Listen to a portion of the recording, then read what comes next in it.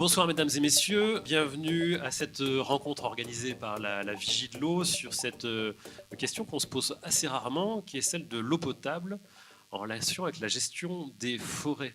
Les forêts pourraient-elles nous permettre de faire quelques économies dans la fabrication de l'eau potable qui nous est indispensable?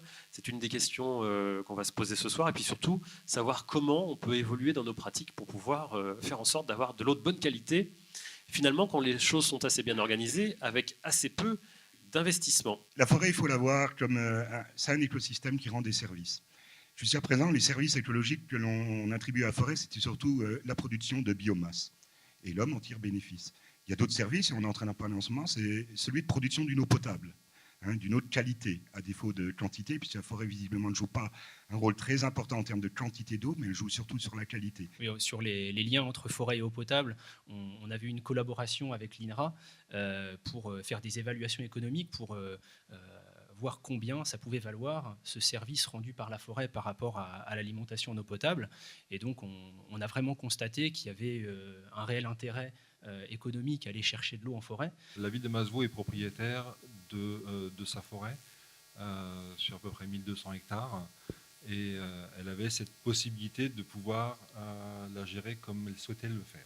Nous voulons une eau potable de très bonne qualité et en même temps, nous voulons quand même encore bénéficier d'une certaine ressource sur cette fameuse zone de captage. Par rapport à ça, on s'est aperçu au fur et à mesure des exploitations que le fait d'exploiter traditionnellement, on va dire ça comme ça, la forêt, tout était remué, et lorsque les événements pluvieux intervenaient donc dans la foulée, il y avait remise en suspension de ces éléments fins, et comme nos captages sont superficiels, il nous est arrivé de rencontrer justement cette présence de particules fines dans nos ressources. Il fallait trouver une solution, et de travailler en traditionnel, on prenait un risque, donc on a passé au câblage. Donc ça veut dire qu'au lieu d'aller avec un énorme engin chercher le tronc vraiment là où il se trouve, on va mettre un engin quelque part, mais qui va tracter en fait avec un câble. Exactement.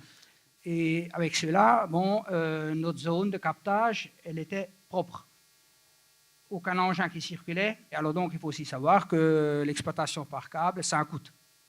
C'est un coût qui est supérieur à la coupe traditionnelle. Mais par contre, en ce qui concerne la gestion de l'eau et l'exploitation forestière, pour nous, l'exploitation forestière, la zone de captage, ce n'est pas un handicap.